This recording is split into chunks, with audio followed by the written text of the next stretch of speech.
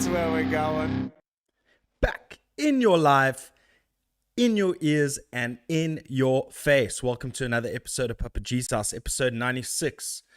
Once again, we're back every week. No matter what time, what day we come up, we are here every week. Thank you for tuning in. Don't forget to subscribe to Papa G's House on YouTube and follow all the other Instagram, Facebook at Papa G's House. But we got a good show lined up today. Lots to talk about. Another flapping gums episode with old Art Pereira, our trusty producer. It's going to be a fun one. Interviews are coming back next week. I've got a couple of good ones for you. It's going to be a good, trajectory going into the interviews and stuff. We've got some cool stuff lined up. Been chatting to some really cool people, and they're going to be on the screen as soon as possible. So without further ado, the man that used to be in the chat, the man that is now on the decks, our trusty producer, Art Pereira. What is happening, my dude? How's it going? Hey, dude. What's happening? Another week. Oh, long week. That's why I think we should do this podcast even earlier in the week, so it's not a long week. Yeah, shit. Yesterday, I mean, I know we were planning to do this yesterday, but like when I literally got off the computer for work, and nothing has changed today. I didn't even take a lunch. No, 100%. Just been sitting here grafting. It's hectic. Yeah, dude. I mean, sometimes you just get bit with that. I mean, this is a quiet time of year for me in terms of work and all that stuff. So I'm kind of like pulling my hair out. I've been feeling shit the last couple of days, dude. Like, don't worry, nothing like COVID. Like, I think it's more self-inflicted. It was a very busy weekend, but that's why I chose, let's get this party started early. And to say that the reason I've been feeling shit is because there was no lack of sport this weekend. There's nothing else really to entertain us other than a Limp Bizkit concert at Lollapalooza that was quite enjoyable. But dude, on Sunday it was the Grand Prix, so I was get up. I had all the drinks lined up. I made myself like a potato bake, some steak. I made it an occasion, and then, but what happened? Garlic. Too much garlic makes you dehydrated, right? It like dries you out, and then too much salt dries you out. Add some alcohol on top of that, and you don't have a very good concoction. So I go to bed on Sunday night having had the best day after watching the Grand Prix. We'll get to that later in the sports update. But ended up having too much garlic, too much salt, and a little bit of overindulgence. It wasn't so much an overindulgence. It's like you can't go from one drink to another. You've got to stick with one drink the entire time. So I was going, I had a beer, and then I was like, no, I'll have a cider. And then I was like, no, I don't feel like beer or cider. So I had a little, bit of red wine. And then I was like, I know the red wine's too hectic because, red wine, steak go together. Make it an occasion. But then I was like, nah, that's all. And then I had whiskey, and it was just all over by the shouting. And I must have snored my face off because... And I was so dehydrated that I actually injured my throat. Oh, wow. And my neck, like tensing up. And I've got a sore jaw here, all the way down my neck here. It doesn't hurt when I swallow, which means it's not a sore throat. But it's like I've got a sore neck. And I also had some wily dreams that night. So obviously clenching my teeth. And it was just a comedy of errors that led me to feel the way I have been feeling in the last couple of days. But I won't lie to you, sitting down on this chair talking to you right now, my friend, has really taken my mood and given it a nice a positive upkick. Oh, that's cool. I'm glad I'm of service of some sort. And I love the Batman hat. Thanks. I bought it for my brother. Is that a new era ball cap? Yeah. Let me look at the side. The other side? I'm trying to find. Yeah, there we go. Oh, my hat. Where did you get? No pun intended. Where did you get that? I got it a few years ago. Like I said, I bought it for my brother for his birthday. I think I got it from Musica, actually. Okay. Because I brought my other brother a Superman one, which he won't give me, asshole. Even though he's living in London, and his hat is here. He won't give it to me. He's a yeah. But He my might other just brother, love that cap very much. Why don't you just find one and just buy it you can't online? find these ones anymore. Oh shit! No, you must. New Yeah, I Era. can't. I've looked. I looked. Go It's on to like New Era website. the yellow under the peak, Yeah. nice thick embroidered emblem on the front Well, you here. can't go wrong with New Era caps, dude. My New York ones that I wear are New Era. Yeah, My favorite. like my brother gave this to me because it was too tight for him, so I took it. But my other brothers just won't give me the Superman one, and I want the Superman one. But fuck it, whatever. We Atlantic South bought Ashley De Beer from Truth and Its Burden a Superman hat, and we bought it off Take a Lot. I've been looking. I haven't found these exact same ones. Yeah, These no, ones are I'm really not nice saying and it wasn't a straight. New Era, but Yeah. but if you want a Superman cap, they're out there. Yeah, they are, but not these ones anymore.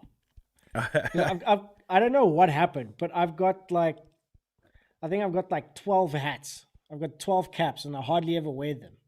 And the only reason why I'm wearing them now is because I got a bad hair day because I didn't shower this morning. So I'm like, fuck it, I'm not gonna look like a meth addict. So I'm just gonna put on the cap. Speaking of meth addict, Sean Strickland, another one we'll get to later. But a funny story for you this from this week, man, is Flip. So I've been doing a little bit of an overhaul of things. So like if there's a T-shirt that I don't really dig anymore, I'm just gonna throw it out. Well, I'm gonna put it in a box and obviously take it to like the Red Cross or Oasis down the road, or donate it to someone who could use it. So I've been doing a lot of that. So I go and I said, listen, when last did I buy fresh underwear? So I'm not going to tell you how long because I can't tell you. It had been a while. So I chucked out a whole bunch of old underwear, and then I go online and I go on to whoever I bought it, and it just gave me an option to continue without registering. So it says continue as guest. So I go there and I order 900 rands worth of underwear. So then I'm like, cool, it's paid, it's gone off my bank account, everything's sorted, but I don't get any email confirmation. And then I look back, I'm like, they only asked for my cell phone number, but I didn't get any SMS to confirm the order or anything like that. So I'm bewildered. A couple of hours later, Demi phones me. She's like, did you order 800 rands worth of underpants? You sent it to her place. No, I ordered it What was off her account. Because apparently, as shit. soon as I went on, it was logged into her account. And she's like, did you buy 900 rands worth of underwear? And she was laughing her head off, bro. Like the whole conversation for about 3 minutes was just us giggling because my notification, she's like, I've just bought 900 rands worth of men's underwear. So it was very, very funny. That's funny. But yeah, any funny stories from your week, bro? Besides working too hard? No. Well, last night I fell down the stairs. Yeah, like the staircase over here. You can pretty much see it like at the top corner there. That's the base of it. Crazy. I fell down the stairs, not the whole way through. Like I was wearing these socks that are quite like nylon-y, and it just slipped on the carpet bit, and I went like butt first, like bang, bang, bang, bang, bang, bang. I'm like trying to stop myself. Yeah, dude. I mean, that's the worst. That's the worst. Similar. Yeah, but I'm not sore. There's no bruises or anything. Well, you're lucky you didn't hit your elbows on the way down, because that's what happened to me when I was I went to go watch rugby. It was the World Cup. I think it was the 2011. That's how long ago it was. 2011 World Cup. I went to my friend Tim Hartzenberg. Shout out Tim Hartzenberg. Went to his place to watch some sort of, I think it was a group game or something. And he had very steep stairs, and they were those marble like stones, but they stick out and they're uneven and all that stuff. And it was a rainy evening, and very steep up to his kitchen. Had a rat house, and then we were all walking down to come watch the game because his living room was downstairs, and my footing went, and it was steep and it was concrete, and I'm still convinced to this day that I chipped a piece of bone off my elbow, and it still hurts today. I think it's on this side, and I can still feel it today, and it gets sore when it's cold. The whole bag shit. I never went and got it checked out. My whole arm went black. It was crazy. But I'm still alive. I'm here today, baby. Let's go. I'm having a good day, bro. It's good. Something similar to happened to me, dude. I don't know if I told this story before, but we were at a mate of mine's house in Obs, and in his garden he had an avo tree. Yeah. And there was these avos. They were ripe for the picking, but they were out of reach. But we didn't have any tall stools or a ladder or anything. And my buddy's also a big guy. Mm. So I went, just cup your hand. I'll stand on it. Just throw me in the air and I'll catch it. And all of our other friends, like our female friends, they're just looking at us like something's going to go wrong. So I stand on his hand, my hand's on the shoulder. I'm looking up. And then as he throws me up in the air, and I get some good air, by the way. As he throws me up, Yeah. he looks, but he sort of like twists like that. So instead of going straight up, I started going like this. Oh, no. And then I was falling face down, and I was aiming. My face was heading for the only part that had bricks. So, so like I was literally upside down, and then I used my arm. I stuck my arm out to try and have a spring kind of thing. And I was sort of like at an angle at that point, and then I hit the ground, and then my elbow hit on the bricks. And then I was like, okay, that's a bit sore. And then like it was okay, I just walked it off. And then I started feeling dizzy, and then my elbow started getting sore. And then I couldn't move my arm. And then my girlfriend at the time had to change gears while we drove home. Went to get x-rays. My elbow was like fractured. Dude, and ever since then, I do this in the air, and my arm goes Yeah, yes. Hey man, we've got some war stories from. We should do an episode related to our war stories, bro. Because I mean, just now thinking off the top of my head, I can think of so many epic stories where I almost came short. Yeah, that one is the funniest because it was the typical kind of like boys will be boys kind of thing. Yeah. We were in our mid-30s. And so did you? My question is, did you eventually get the Avo? No, they got it like the next week and they ate it. They didn't even give it to me. So all that for nothing. Oh my hat. And then I was in a sling for like I think it was like 6 weeks. I had to have a sling in there.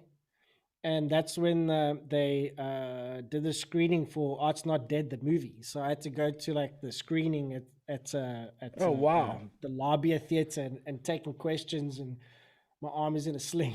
Jeez, dude, that's crazy. Eh? So Art's Not Dead did a whole like screening, and I need to check this movie. I actually haven't seen it. Is it still online? It's on the Art's Not Dead YouTube channel. Sweet, I'll go check it out. Definitely. I didn't know that there was a whole movie. Yeah. But dude, I'm thirsty.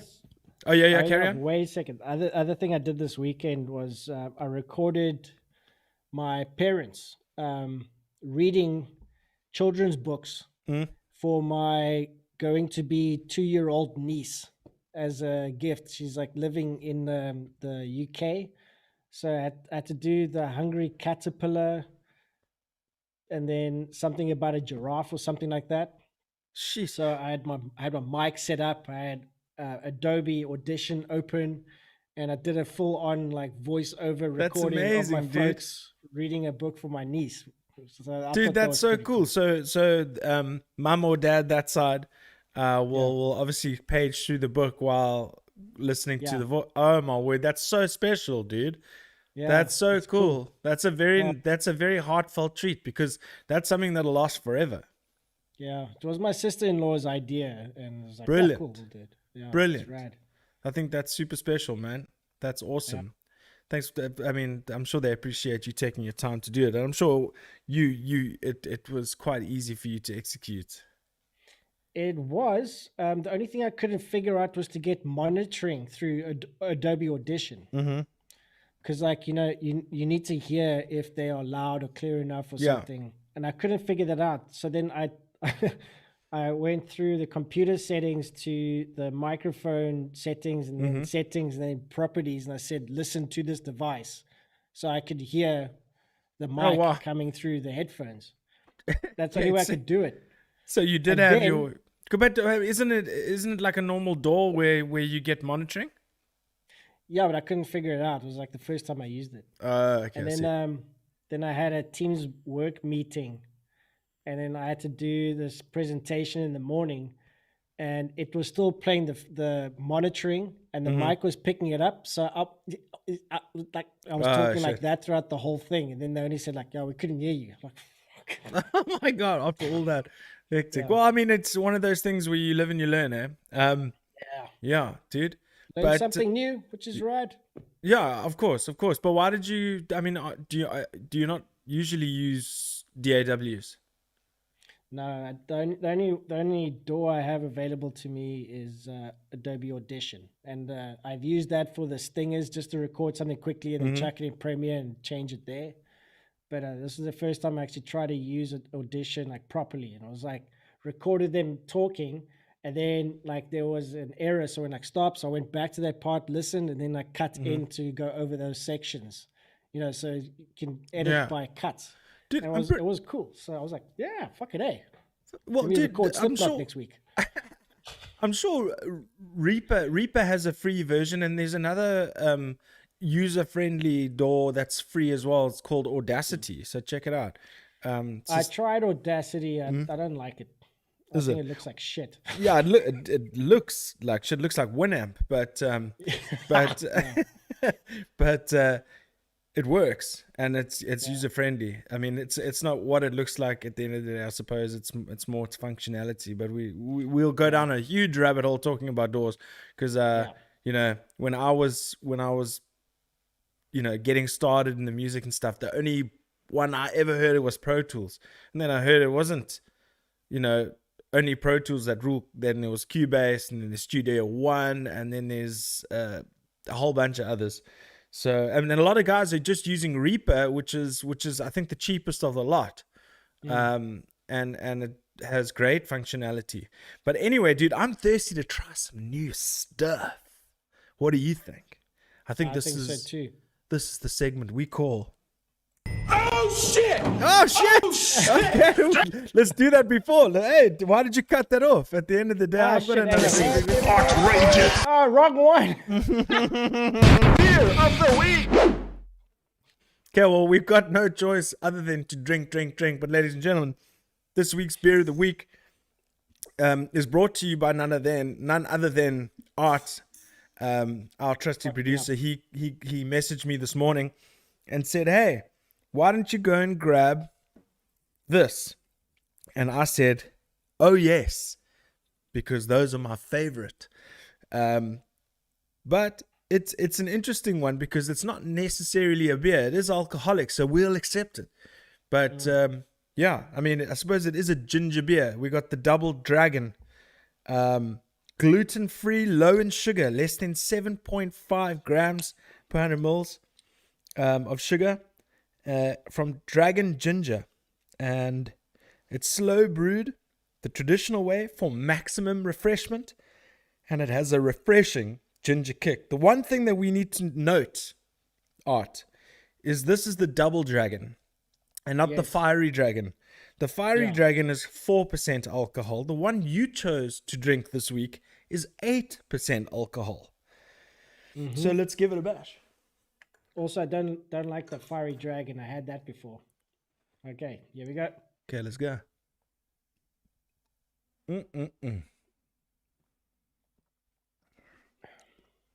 Ooh. If you ever have a sore throat or feeling a little bit not so lacquer, get yourself a Double Dragon. But I'm getting a bit of a funny taste in mine. I got a bit of a cidery taste with mine. Maybe that's just the You know, sometimes when you don't do this to the bottle cap, I mean to the top of the bottle, you get like that metallic taste from the cap. I don't like that, but it's a great drink. I don't like the double dragon as much as I like the fiery dragon. Is that I think your the favorite more one? I think the more alcoholic content, or the bigger the volume, the less carbonation, or at least I'm not getting carbonation from this, which is making me worried about the expiry date. Because it's actually, maybe it's just I've gone from one drink to another, but I love this stuff. Let me just give it another good swig. My eyes are fucking shot. Yeah, I dig this shit, bro. This expires next year. It's fine. Okay. I need to apply some soft lips. Shout out to Caro. There we go. There we go. Shout out. Always by my side. Thank you. This was the first gift to me in the latest run of shows. So on the Mike Cubic scale of 1 to 5, obviously added up to a score of 10, Mr. Art Pereira, what say you?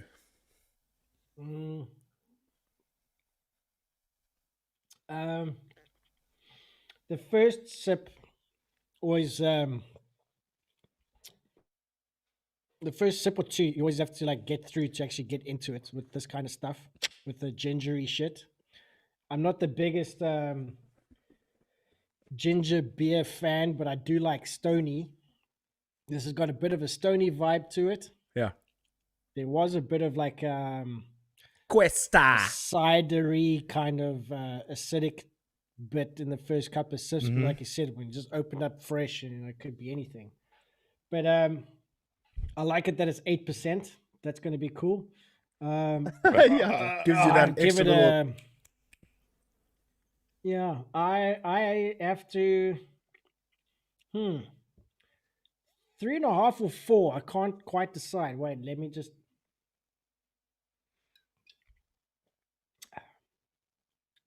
Yeah, I'm gonna give it a 3.5. Can I tell you a very important thing when it comes to drinks like this? What? The level or the score that it's going to receive depends on how cold it is. This stuff warm, no go.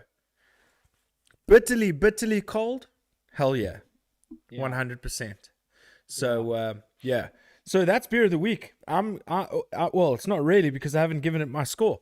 I'm gonna give it a solid 3.5 as well. We're gonna do the other ginger as well. So it's a good 7 out of 10. But I think I'm gonna prefer the fiery ginger, if my memory serves me correctly. Yeah. I think I tried the fiery before. I can't remember, so I'll have to try it again. Okay. I don't think I'd like it, because I did have a fiery ginger beer before, which wasn't this, and I thought it was balls, but I can't remember I don't think it was this. I'll have to try it, and then I'll let you know. Okay, sweet. Well, that's beer of the week. So Father Yeah. Ted says to you, Mr. Operator, for the beginning of the segment, what does Father Ted say? Father Ted. What's that guy's Oh name? shit! Oh, because I stuffed up so many times. Come on. Oh shit! Oh shit! Drink! Cheers. Thank you. Is Cheers, it my Father friend. Ted, eh?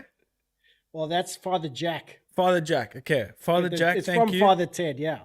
Okay, yeah. Okay, so but we must refer to him because he's the one that's telling us to drink. That's Father Jack. So Father Jack, we needed to have that for the beginning of that segment. But have we got anything for what you got this week?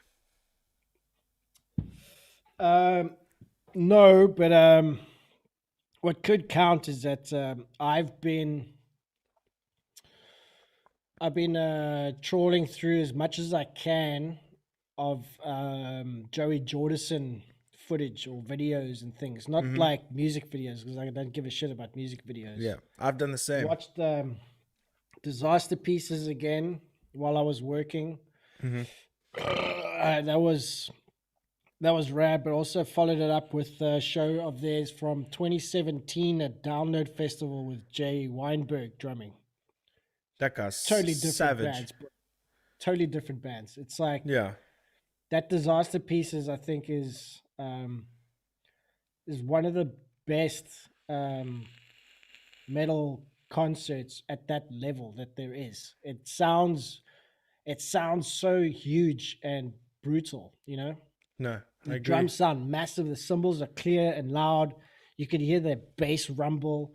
You can hear both guitar tracks that are like, you know, odd balance that goes between the two. Like the one is louder than the other, and then it swaps around.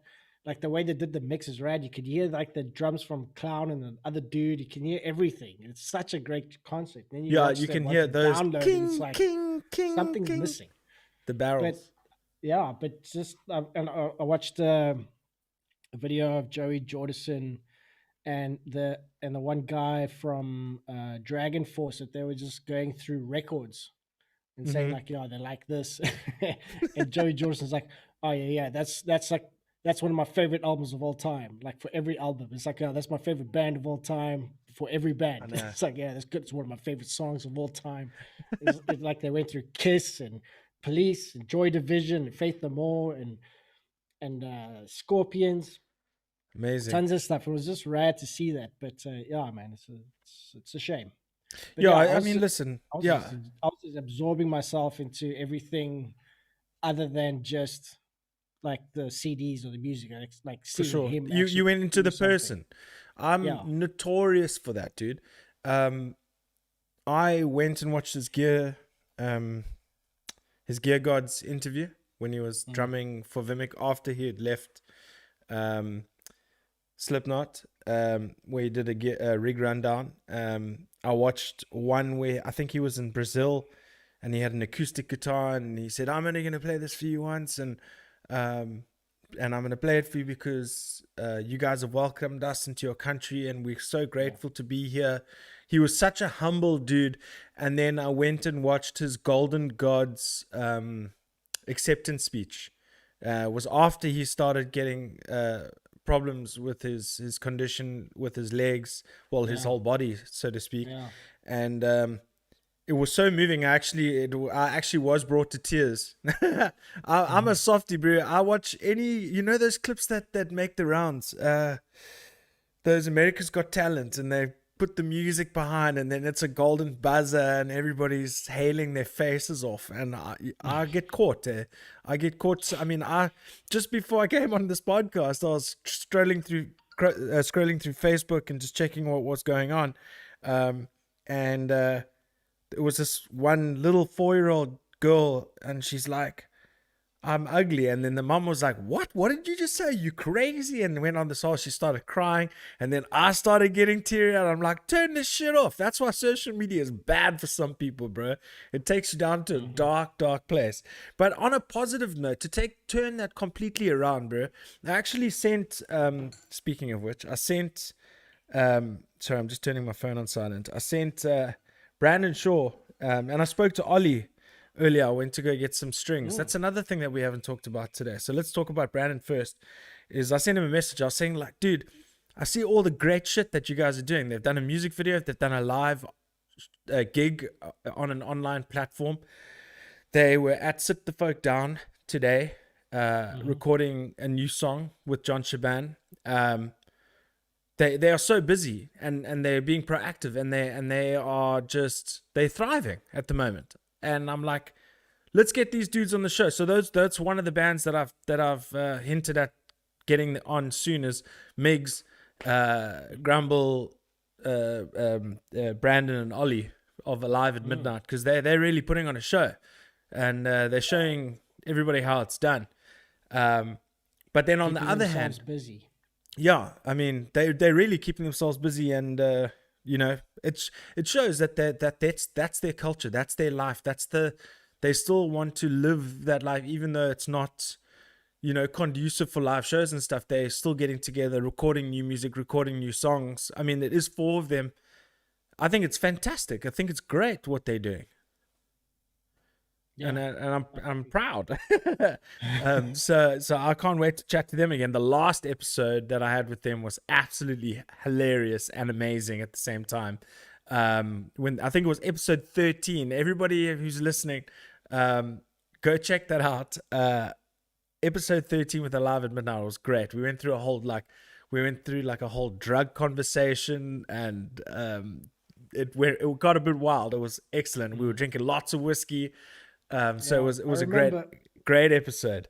Everybody got a bit out of hand towards the end, and it was that was amazing. That's what I want. I also want Half Price back, Carl and the boys. It escapes me now. Who's the really Marcus? Yes, Marcus DFG. That's it. To get those guys back on, because they were number 4 of the show. But speaking of which, I saw Ollie. I went into Bothness for the first time in months. I posted up on Instagram the other day that I've had a built-in excuse not to play guitar or practice or write riffs or anything, because all my gear's at Ramone's studio. Because I left it there at the last jam, and then lockdown happened again, and so I've just left everything there because there's no reason to cart it back and forth. The only thing I didn't have here, I've got guitars, I've got gear here, but I just never had cables or strings. So I went and bought some new cables and strings, and got behind the guitar today. Very stoked. And yeah, maybe some rufflings, rekindling some old fires, having some chats with some people that I haven't spoken to in a long time. That is really lit a fire under my butt. So you know a little bit of the details. We'll start talking about that a little bit later once things have materialized a little bit more. But I'm excited. Yeah, dude, I'm excited for you as well. I hope it works out. I'm not going to say anything anymore. Yeah, for sure. But what strings do you use? Bro, I'm all over the place, to be honest with you, because I play in drop A on a 6-string in ill system. I use So you go pretty thick. I use baritone. I use 13 to 72. Shit. And then with my normal, like my tuning that I love the most is drop C. I like drop C and drop C sharp. Those are my 2 favorite. And then you know, you can obviously just tune the E string up to D standard or C whatever. So those are my favorite tunings. But so, and then I've got this guitar that is in standard tuning. Which I have normal like 10 to 52 or something like that. Okay, so you play like around 10s. Well, no, my normal is 11 to 54. Yeah, but if you're gonna play in standard, you go for 10s. Yeah. Well, not really, because 10s. Yeah, I mean 11s could work as well, but so that's why I say I'm all over the place. I don't have I'm not a lead guitarist. So I don't necessarily need thin strings for bending and all that kind of stuff. I'm purely percussion and rhythm based. That's what I was gonna ask, because like it'd be rad if Charles would, if we could like ask him, because I watched a video of this guy.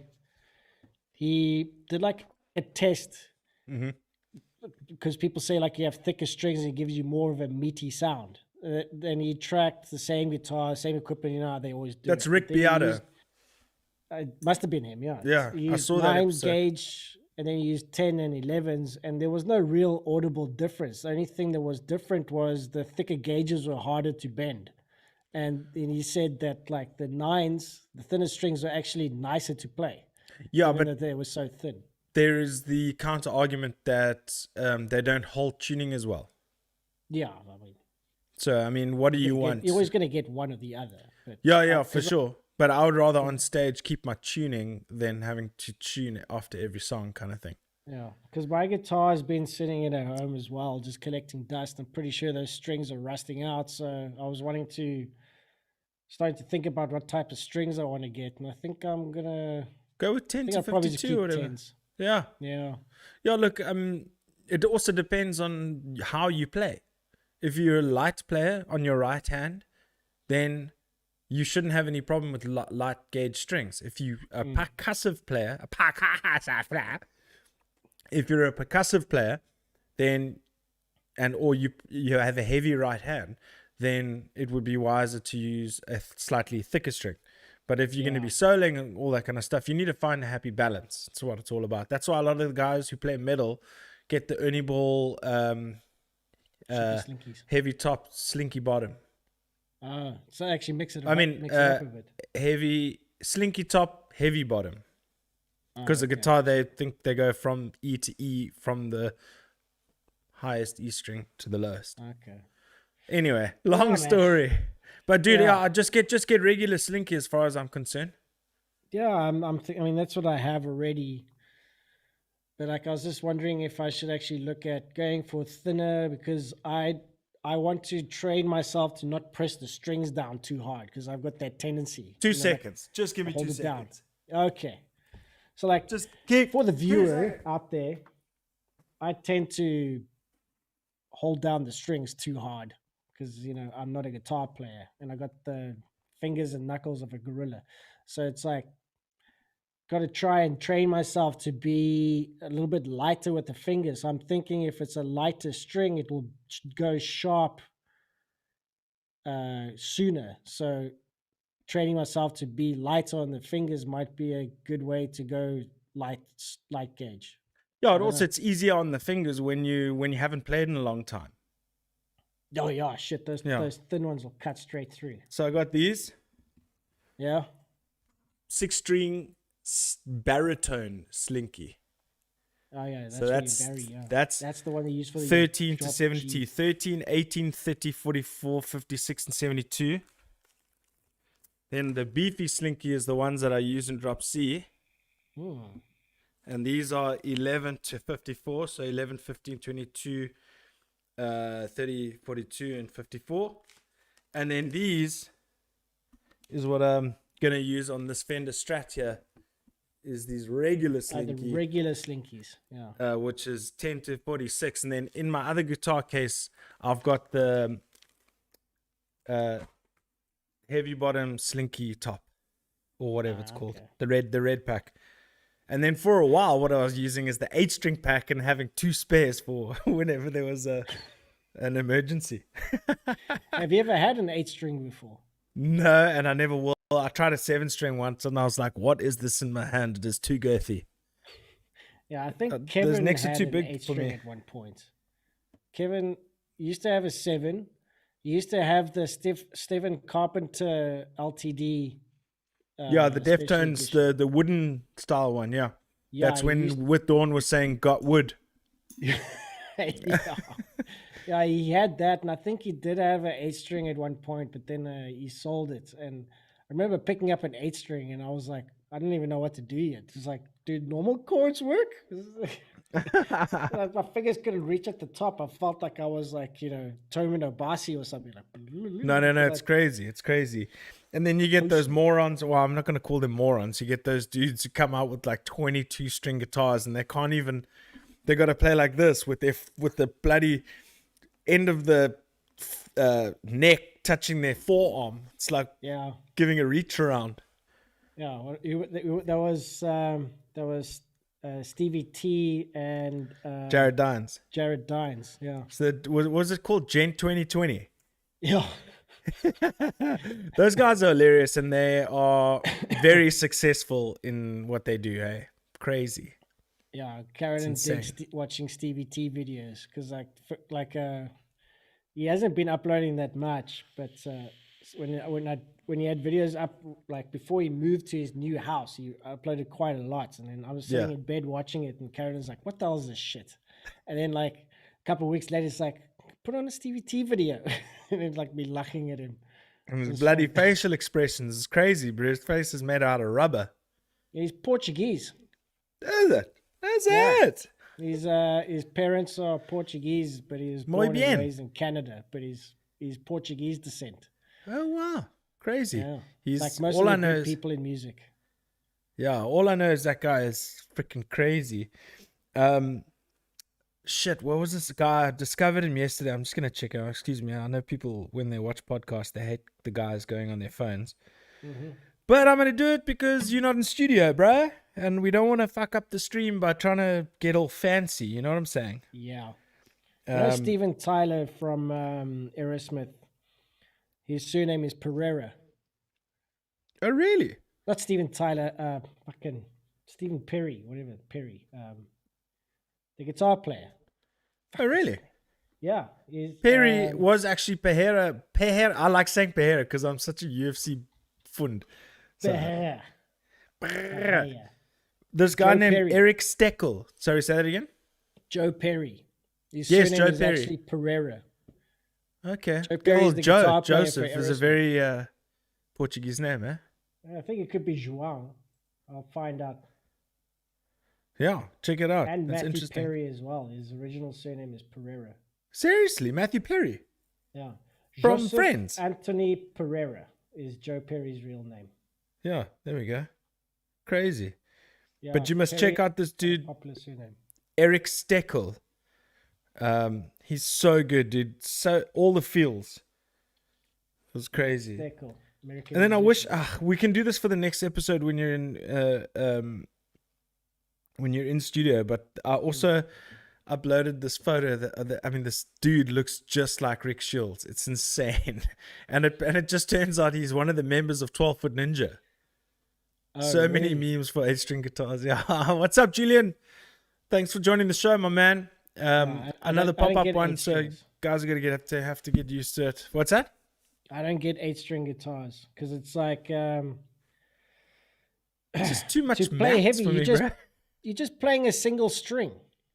You know, if you play like chords and it just sounds too muddy, and like you have to like mute, and it seems more difficult. I'd rather just have the. That's bass only keep towards the in. bottom. Yeah. Yeah, you can get from string 1 to 6, you can get a clean sound, but it's the bottom 3 strings Yeah. that are And the the other thing issue is- together. Other thing is because you're trained at like Or, E sorry, is the just to- highest. Or you got too much gain. Yeah, most probably. But then it sounds flat. And it's kind of pointless. Yeah, But, yeah. like, So carry on. Sorry, I didn't mean to interrupt you. the thing is like E is in its register the highest and the lowest note. Okay. So whenever I hear something that's down tuned to C, and then you hear it, it sounds heavy, but I'm still hearing it as a higher note than E. So it's like it sounds heavy, but it still sounds not low enough to be as low as you want it to be, if that makes any sense. Well- it still well- sounds like a C. There's always been this argument of, is lower tuning heavier? And think the argument is no. I don't think You so. can make any tuning sound heavier depending on what you play. Well, dude, You can sound standard tuning. You can make it sound heavy. You can make an E major chug or an E minor chug. Slayer Rain in Blood was in standard tuning. Yeah, And that's one of the heaviest albums ever made. Yeah, for me, tuning is all about tone. Yeah. It's not so much about pitch and what's heavier. I just like my happy medium is C, drop C. Yeah. I don't know. I mean, also C standard is fine, but I learned, unfortunately, backwards.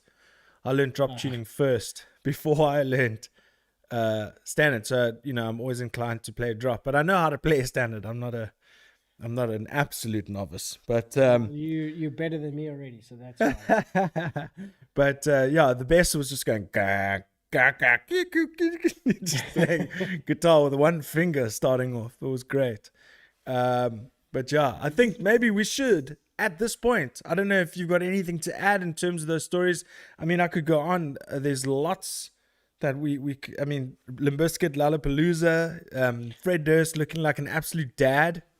I didn't even know Limp Bizkit was playing, but I saw. They played together with Spirit Box in Chicago. I didn't even know. The only thing I saw from Lollapalooza was Foo Fighters. And they did a Bee Gees cover. Oh, which cover? You should be dancing. Oh, you should be dancing, yeah. Yeah, that one. Yeah, they Awesome. did that, and it was cool to see that. It was rare to see someone just doing Bee Gees, but like they had the Bee Gees logo behind it, but it was the DGs, so it was like David Grohl. Oh my god, how Yeah, cringy! Yeah, super. They're getting super cringe. But, Yeah, but they're yeah. getting older, bro. They've got kids. Like, you can't hate them. It's all No, you cool. Like, can't. you and I are slightly daddish as well, bro. I'm more dad than you. Almost have a step kid. I mean, for crying out loud. Okay, the latter, yes, Yeah. but the former, no. I think I like can be quite anal and stupid.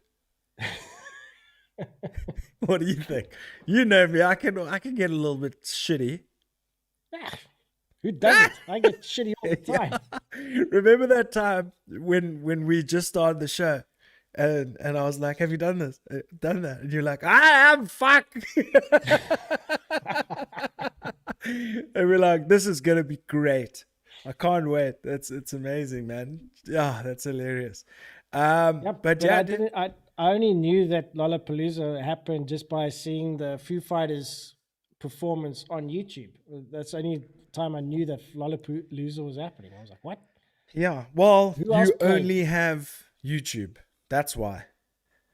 Yeah, I don't need any more. I know. I get all my F1 insights. I get all my UFC for sure. insights. You're on get social all media, my- but you just don't have Facebook and Instagram. Fuck that shit, man. No, but that's what I'm saying. Like, you've got all the apps that you need to keep you updated to certain things that Yes. you're interested in. That is social Exactly. media. It is, but I don't need to go anywhere else. So Yeah, for sure. No, yeah. I'm gonna rag you till the end of time, bro. That's just the way know how you this are. is gonna go. So, Who else played at Lollapalooza? I have no idea. All I know is Kevin Rules shared that Limp Bizkit played, and whenever I see a Limp Bizkit concert, I'm gonna watch it because they are one of my greatest of all time. And you know what? Come at me, anyone. Come at me. The Taylor Hawkins of Foo Fighters. Yeah. He had a T-shirt when he was playing that was hand drawn and said Jane's Addiction on it. Sick. Now, Jane's Addiction, it was Perry Farrell. Yeah. He's the singer. He's the one that started Lollapalooza. And he was in Jane's Addiction and Porno for Pyros. He was the guy that started the whole Lollapalooza thing.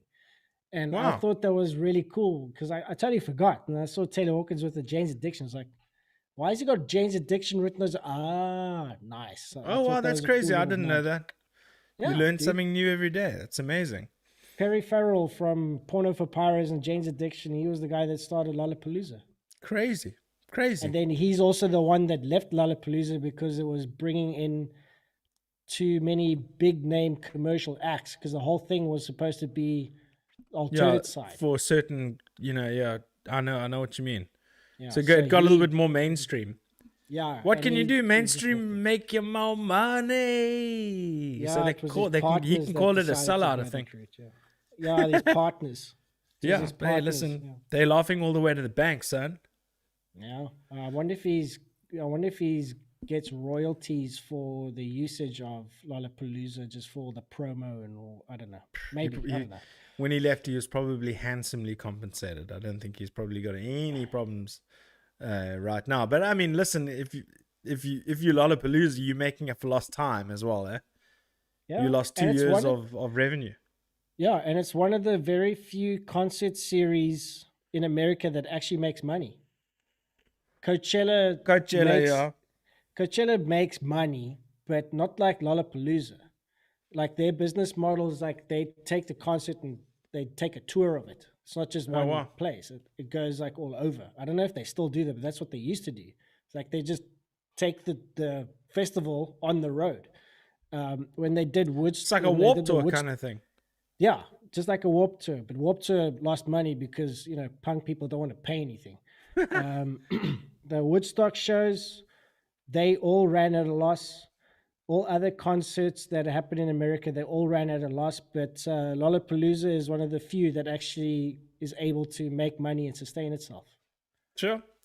Interesting And the shit. funny thing is, was like the last Woodstock, that had the big fire that they started and it just turned into a riot because they were charging everyone there $10 for bottles of water. Yes, no, you're talking about the Friar Festival. Yes. No. Yeah, this that is was the with Ja Woodstock. Rule. No. Woodstock 99. Oh, It was yeah, but Woodstock that was... 1999. Limp Yeah. Bizkit was playing, and then That's when they did the break stuff thing and everybody broke stuff and set everything on fire and yes, blamed it on Limp they Bizkit. burnt down the delayed towers. But at Yes. that concert, they charged everyone there $10 for a bottle of water. And then Lollapalooza happened after that, like a Lollapalooza show happened after that. Everyone that walked in was given free water It's because crazy, of bro. that. There was like, there you go. They just gave everybody water, like water was free. What was that? Awesome. It was Woodstock. I watched a documentary about that, the $10, and then by the end of it, everybody was in mud, but the mud was feces. Shit. Yeah. Ooh, imagine! I'd be hurling everywhere, bro. But you know what the thing is, like, surely they smelt that shit. They Oh my were probably God. all on drugs. Who knows? Pee and shit, and you are rolling in it, literally rolling in it. Yeah. It was Listen, gross, man. it ended up being a pigsty. Yeah. Amazing. literal. But anyway, yeah. I suppose that's it for that part of the show. Why don't we talk about a little bit of sports? Yay, sports. All right. I don't know where to start. So let's just start here. Slovenia, once again, remember we talked about Slovenia last week in the Olympics. They beat Spain, who was number 2 in the world. Yeah. They have gone on to beat Germany, and they are now, without even winning the next game, top 4 in the world with a population of 2 million people. Unbelievable scenes. They are playing France on tomorrow. They're playing France tomorrow at 1 o'clock. I'm going to be watching it. If they beat France, they're into the final. Whoever wins against, and they'll be playing the winner of Australia and USA. Amazing. Lots of NBA players in the Australian side. Lots of NBA players in the France side. Well, only 1 or 2. And then lots of NBA players in the... what's the other side? France. Slovenia. Australia, Australia. USA, yeah. And then obviously it's trade season. So many people in the NBA, so many people being back and forth. I mean, Russell Westbrook to the Lakers. The Lakers look super old, but looks like they're going for one last ring or one last dash at the ring or second last dash at the ring or the championship. Then you've got the Chicago Bulls are recruiting guys from the Lakers like Alex Caruso, and everybody's bolstered, and to go through them all, like it's crazy. Kyle Lowry to the Miami Heat. So all the NBA teams are going to look different next year. I must actually do a list of all the trades next week. It's insane. It's every year this happens. I'm not used to it because I haven't been an avid fan for all that long. So it's super interesting to see how the whole business works of NBA. So it's pretty cool. But I'll consolidate that next week, and maybe we can do some sort of imagery and stuff like that. But it's been super exciting. Things are heating up. Players are going all over the place. Steph Curry has just broken a record, being the only player to sign $200 million max extensions in a row. Jesus. So $400 million over 8 years or 10 years. Now, what do you think are the chances of Australia reaching the finals? Because they're playing against the There's USA. a possibility. Remember, the USA are made up of a number of great NBA players. But remember, they all come from teams that they're used to playing with, right? Then they're all chucked into one team and have to play as a unit and under a coach who plays a specific offense and defense. So they haven't been doing well. They lost their first game to France, so they haven't been doing well. They have been developing and getting stronger throughout the competition. Australia have got guys like Della Vedova and Joe Ingles, Paddy Mills. They've got a strong side. So if they're on fire, they have a chance of beating the USA for sure. They've got better playmakers, in my opinion, Wow. and better defenders. That is so exciting to see The rest of the world catch up. Yeah, potentially getting to the finals. It's so Dude, cool. And this dude, 22-year-old, a chunky 22-year-old is changing basketball, bro. Like, at the end of the day, he's taken a country first time, not from never even being qualifying in the Olympics to now being top 4 in the world. Crazy. That's Insane. So cool, man. 22 years old. I'm like, what have I done with my life? But it's crazy. I ask that question every day. Yeah. So anyway, moving on from that. Then the rugby, obviously, that there was a heap of controversy surrounding the Rassie Erasmus video. Now he's being disciplined by World Rugby. Okay, wait, stop. Yeah. What happened? I don't know about this. So basically, he put out a video questioning the integrity of referees or the judging system, or referee or the team, or what do you call them? Officiating. In rugby. It was met with a bunch of backlash as well as a bunch of positivity, like split down the middle. A lot of people weren't happy. A lot of people were happy that he created awareness of the problem. But now World Rugby are taking a stance to discipline him. Now you got lawyers and big corporations going, no, we're going to back you. We'll support you in any legal, in any litigation that is necessary, blah, blah, blah. It's a mess. It's an absolute mess. Now that the final...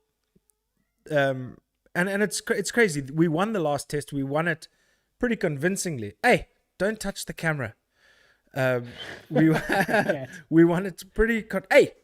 We won it pretty convincingly. And hey, stop.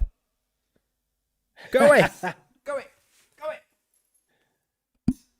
Sorry, that's my cat trying to scratch herself on the tripod. Need to get a heavier tripod.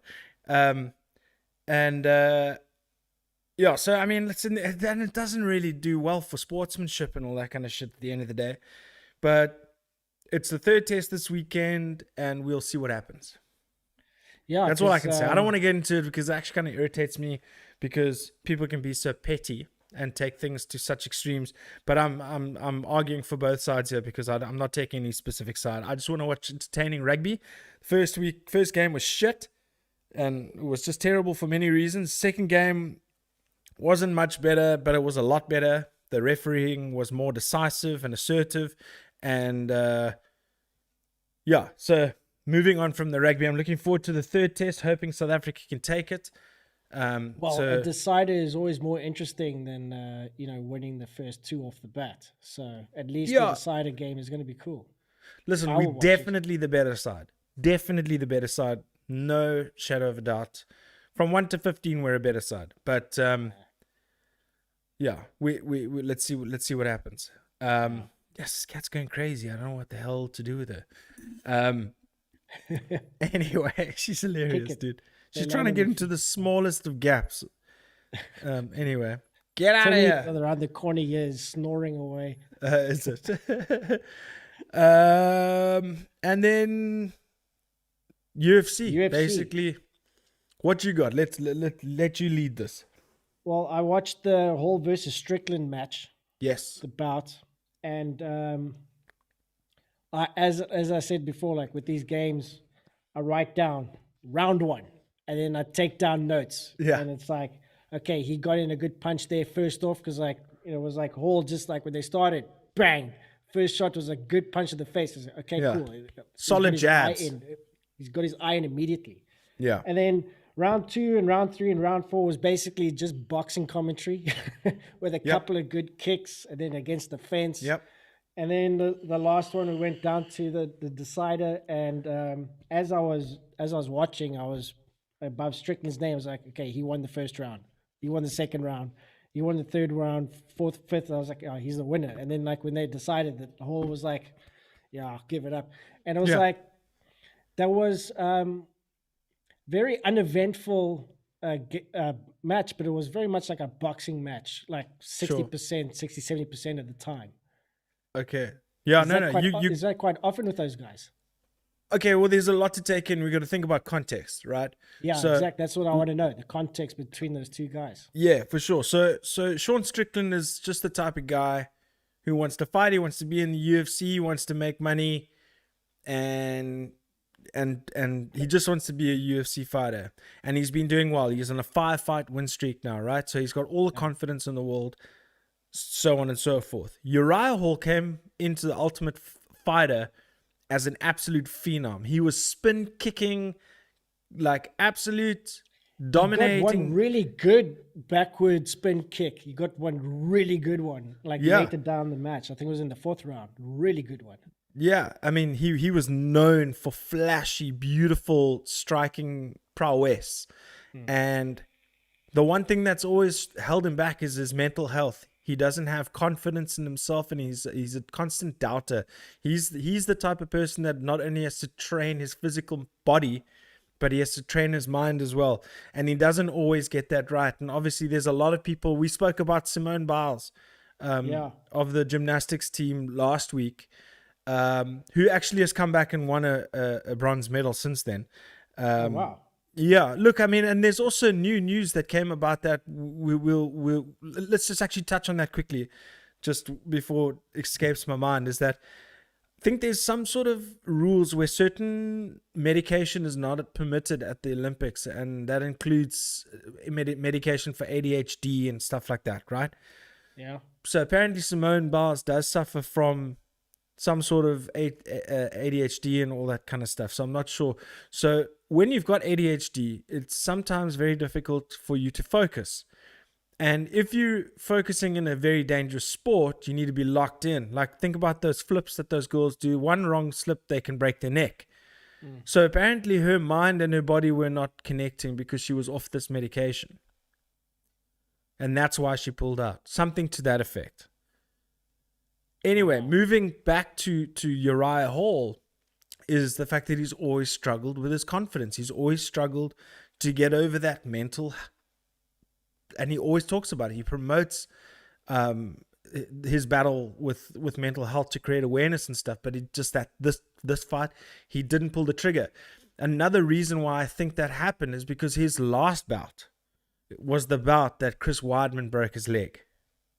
Oh, okay. Chris Weidman broke his leg on Uriah Hall. Uriah Hall hardly used his legs in that fight, and I think he was scared he was going to break his leg. Or injure himself. That's what was playing on his mind. Okay. So that's why it was mainly boxing. He wasn't using his feet, and the only thing I can that I can think that he wasn't using his feet was because of his last bout, where someone kicked him and snapped his leg in half, and the bone went through the calf and the skin. And he doesn't want that to happen to him, and I think that played on his mind too much.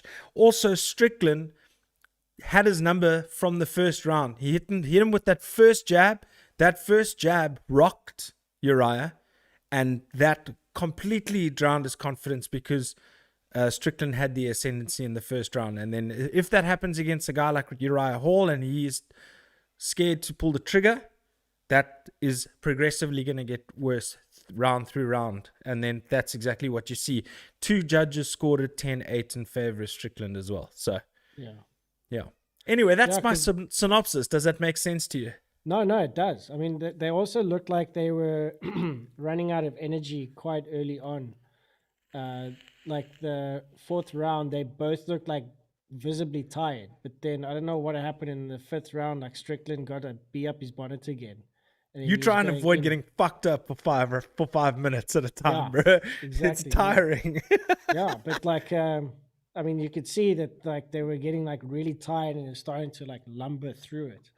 And I reckon they were going against the fence. I mean, he got hauled down on the mat like quite a few times, but it was more like just a grapple. I think they were just trying to catch their breath while getting an elbow in. And they were just like holding their breath. I don't know how fit they were in going into this No. The World Championship fitness, bro. Really? Yeah, no. Those guys are fit. Uriah's... Must be hectic then. Uriah's eyes were swollen shut at the end of the fight as well. Did you see? Swelling was very bad. But luckily, no cuts, no bad injuries. Maybe that's what he needs. He went through a 5-round war. Well, I mean, we can't call it a war. It was 5-round domination. But it was. yeah, I mean, it's crazy. The thing that I do dig that Strickland does, that he tries to get 2 hits out of every punch that he pulls, or he tries to as much. Like he'll punch through, and then on the pullback, he'll try and swing and do like a Is that backhand at the Strickland? same time. Yeah. Yeah, I He mean, does that. He goes I'm like not the forward and then hugest back fan of. again. It seems sloppy, but sometimes it can be effective. Yeah, I remember I've noticed seeing that. that. It's a clear thing that he does. Like It's like a mother to a child. He'll clip the chin. He'll clip the chin, but not get a good punch. But then on the backward swing, he'll try and go again just for the backhand Yeah, to get him again. He did that a lot, and I was like, okay, that's something that he's doing. any strike can quite- be a significant strike. Yeah. Plus, it's the exactly. ones that you don't see that hurt you. Yeah. So if you okay, no, that one's fine, then you all of a sudden get clipped from the other side. You're like, oh shit, I didn't feel that. Your brain goes rattling, and you take a knee. It could also cause more damage because like you see the punch coming and you sort of prepare your neck, right? Yeah. And then you get punched this way. But then the other one is a surprise and your neck might be a bit relaxed and it'll actually cause more damage. Nah, for sure. Nah, I agree. But it was a fun card. Listen, I mean, it's those sleeper cards. I mean, every Cheyenne base married to JP base, a South African dude. She had a killer knockout, or TKO. She clocked, but I mean, listen, it was millimeters from being a foul. So yeah, it was a great card. But we've got a big card coming up this weekend: the interim heavyweight title between Derek Lewis and Cyril Gahn. Also, you got Michael Chiesa versus Vicente Luque. Number of big fights on there. Casey Kenny versus another top-notch bantamweight. I can't remember the name offhand. Lots of cool fights coming up this weekend. But you know what? A lot of people are saying, why is this an interim bout between Derek Lewis and Cyril Gahn? They're saying because Francis Ngannou's playing hard to get and you know, just trying to hold on to that championship. I've got a different theory. And a lot of people are saying, why is it not Derek Lewis versus Stipe Miocic, who just recently lost the title to Francis Ngannou, who's considered the heavyweight GOAT because he's got the most titles in 6. So my theory is that they've matched up Cyril Gahn versus Derek Lewis for the interim title because they've got bigger plans for Francis later on in the year on a bigger card, and I think it's going to be Johnny Bones Jones. That is just a hunch, but we'll see what happens. Wow, this Lewis guy, he looks most knockouts in heavyweight history. He looks a bit like, yeah. He looks a bit dangerous. Is that what you're trying to say? Yes. Yes, he is.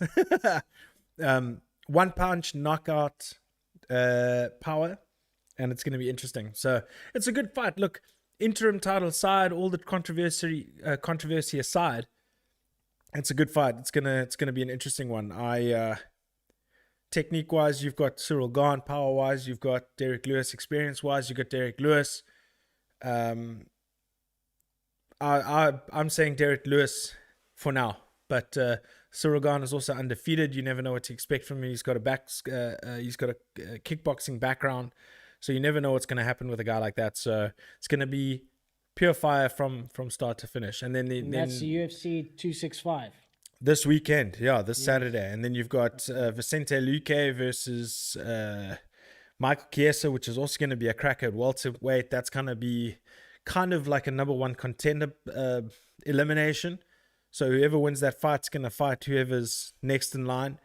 It's a very important fight in that division. And then there's the co-main event that has just been bumped up. I can't remember. I think it's a women's bout. Yeah. I can't remember who it is. Let me just see. Let's get this right. Let's get this right because it's a good card.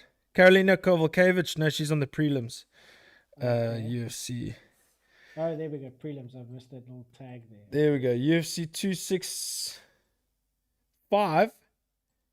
Oh, it's Jose Aldo versus Pedro Munoz. That's going to be an amazing fight. Also very important. Jose Aldo considered the featherweight GOAT by many, not by me. Pedro Munoz is a bit up and down. Crazy leg kicks from both guys. It's going to be an interesting one. Flip, it's a great car. The last 3 fights on the car is incredible. Michael Chiesa versus Vicente Luque, I must say, it's going to be a cracker. They're both like Michael Chiesa is more of a grappler, likes to submit guys. Vicente Luque is also, but he's more stand up, likes to bang. There we go. And then the opener is a huge one. Is Casey Kenny versus Song Yadong. Song Yadong is trading with the dudes at Team Alpha Male. Casey Kenny's just beaten Dominic Cruz. Oh no, he's just lost to Dominic Cruz, so he's coming off that loss. And then you've got Tisha Torres versus Angela Hill, 2 fan favorites. The Tiny Tornado versus Angela Overkill Hill, who's just a delight to watch. So it's going to be fun. I'm rooting for Angela Hill. I'm gonna check out the Lewis and Gain bout. I want to check that out for sure. It should be a lot of blood. And then briefly, because we have been going for quite a while now, is Formula One Hungary. Lots of interesting things to take out of it. Gotta say, all the controversy aside, everything aside, I am so stoked for Esteban Ocon for his first win in a Grand Prix. Very sad to see Sebastian Vettel disqualified after the race because he came third.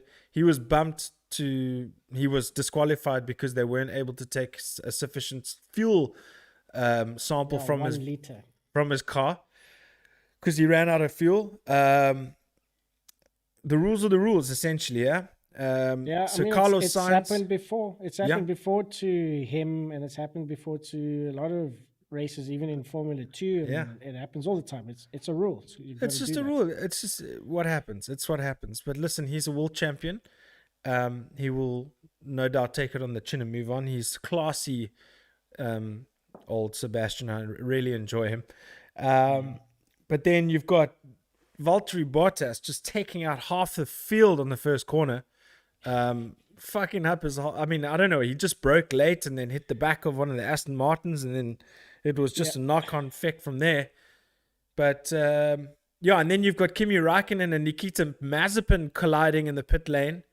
I mean, it was just full of action. I was just going, where's my potato bag? Where's my steak? My wine? I was just having the time of my fucking life, bro. It was great. It was, I mean, like, I got so angry at the beginning because I just knew what was going to happen. Because, like, when that happened, I was like, fuck. Yeah. Hamilton's going to win this. I don't need to watch it anymore. And then they all go for pits, and then he doesn't. And then I was like, okay, chances that he might not win this now. And then he goes from, like, last, which is basically 14th, to end up third, which is now second.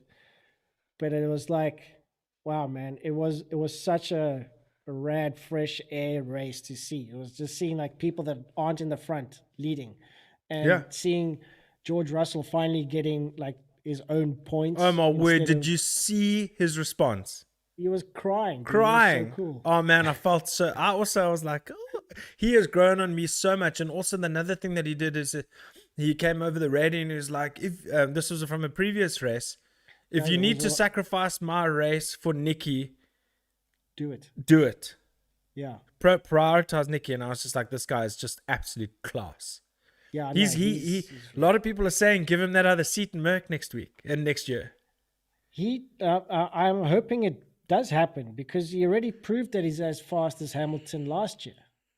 Yeah. And like he Hamilton got COVID and he raced one race in his place.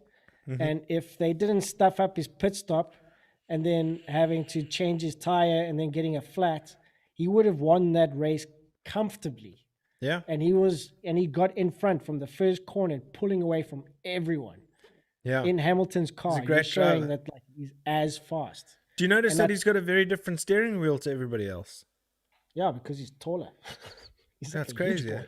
No, but he's got like a bow steering wheel as opposed to the other like rectangular style. It might just be something. It's a Formula 2 steering wheel. It might be. It might be. I didn't even notice that. I didn't even bother looking at that technical. Come on, where's your attention to detail?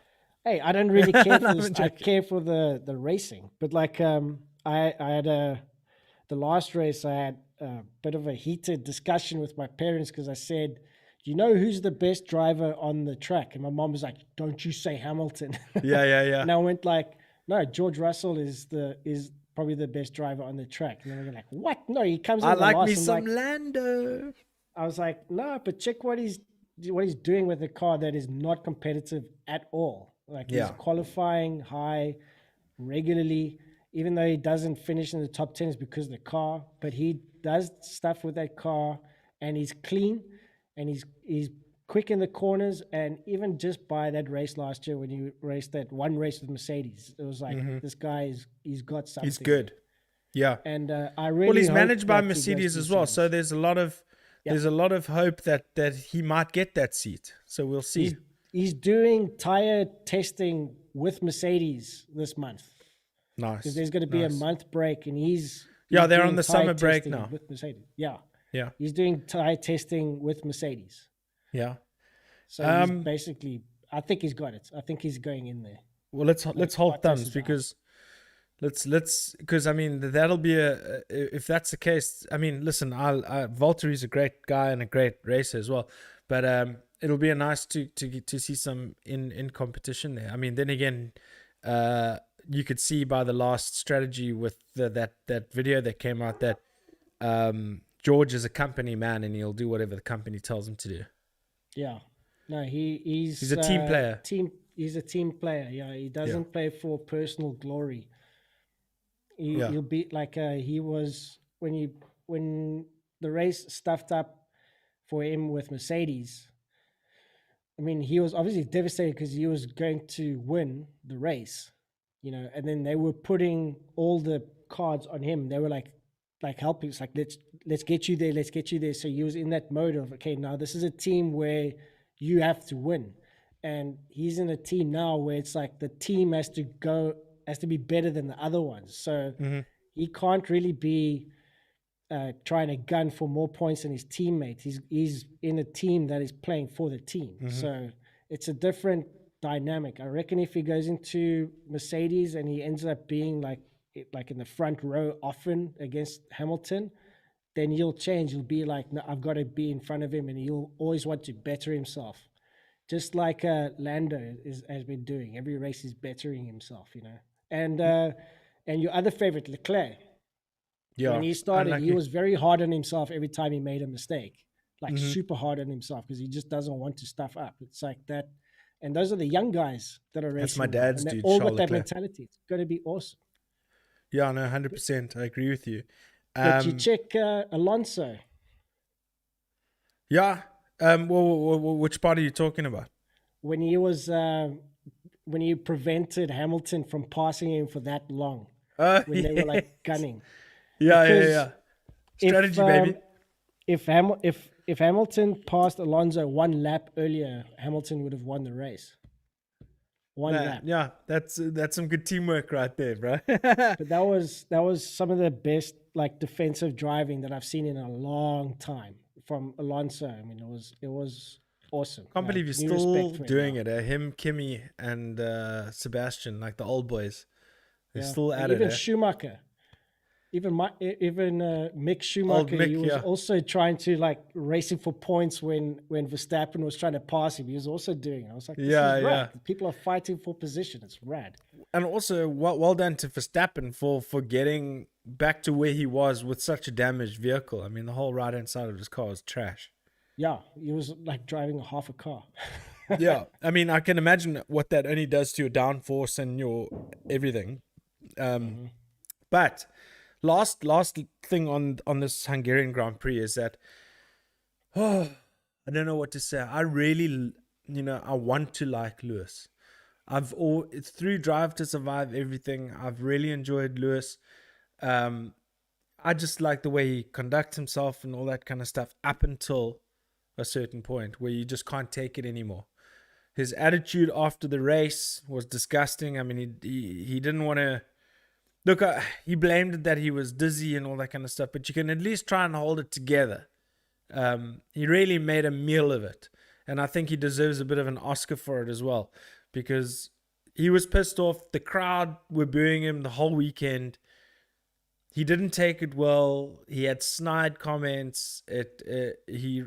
Lewis Hamilton left a really sour taste in my mouth after this weekend. That's what I got to say about that motherfucker. The thing that I thought was one of the reasons why I struggled to like him as well is that he was on the radio complaining about Alonso, taking when he was like trying to pass him, and he's saying what he's doing there is dangerous. And I just go like, yeah, what happened in Silverstone, bro, when you did was dangerous as well. Yeah. No. And when he was racing against Nico Rosberg. Double standards. Yeah, but check here, dude. He was racing against Nico Rosberg. Hamilton was on the outside. And Nico Rosberg was trying to pass him on the inside, and the exact same thing happened. They hit each other, but they both ended up being out of the race. And Hamilton said, I was on the outside, so it wasn't my accident to make. He said that.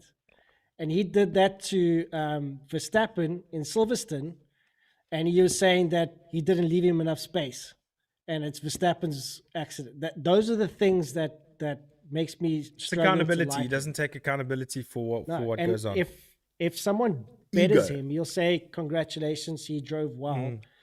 But he won't say it in a way that he means it. He's saying it to try and get like points, but it's always like I had engine trouble, or I wasn't feeling so well, or the tires were not grippy. It was always something that made him lose, not because the other guy beat him.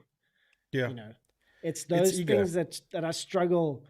But then you see him in interviews and how he interacts with the other riders and drivers and all that stuff, and then it's like, how can you not like him? But then you see shit like this and you go like, oh. Yeah, but that's the thing. I mean, you love to hate him, but you hate to love him. Yeah.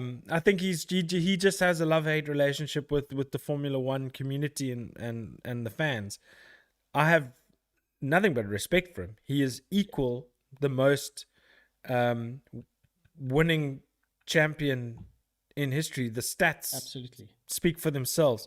He needs one more championship to be alone at the top.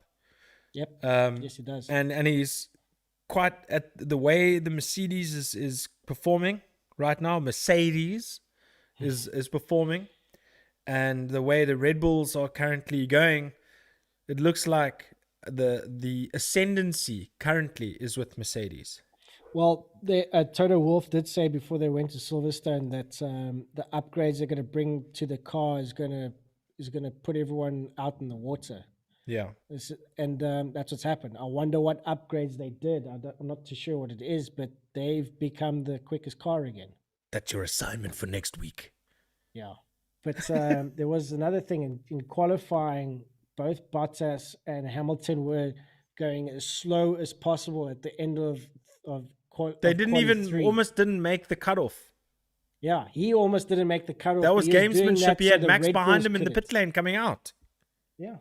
Yeah, it was crazy. It's like, that's not sportsmanship, man. That's not sportsmanship. It's games. Yeah, it's mind games. Yeah, but that shouldn't... Carolyn was so upset. She goes, well, that's why he was booed. That's why he was booed after qualifying. Yeah. It was Q3.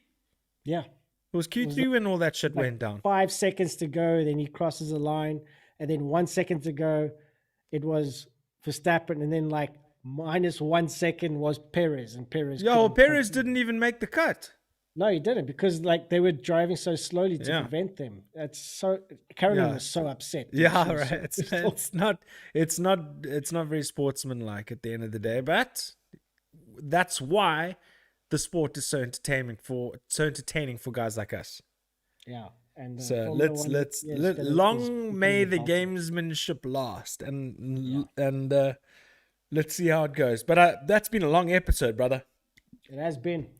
I think it's been good. I think it was great. I think we flowed like a mother with the sport at the end there, bro. There's just so much sport. It's hard not to talk about. Lots of cool things coming up for this week, sports and music wise. I'm looking forward to it. Art interviews are back next week, brother. I'm excited. We're chatting to some people. Ready for the challenge. Yeah, let's do it, bro. It's going to be cool. But listen, you're going to be in studio in no time, so that's going to be fun. We are scheduled within 3 weeks to get our second jab, so that's going to be fun. But I think that's it for today's show, dude. What do you think? It was a good one. Thanks a lot, good bro. one. Oh, where? Thank you so much, bro. I mean, always a pleasure. Looking forward to the next one. You never know. You might get multiple uploads next week, depending on how we decide to do the interviews. We might do them separately. We might do them part of the show. Who knows? We'll see. But until then, this is Papa G's House, episode 96 from myself and Art. We wish you a happy weekend, and we will see you next week. Till then, we say peace. I don't wanna go anywhere else. I wanna go to Papa Jesus. Yeah, that's where we're going.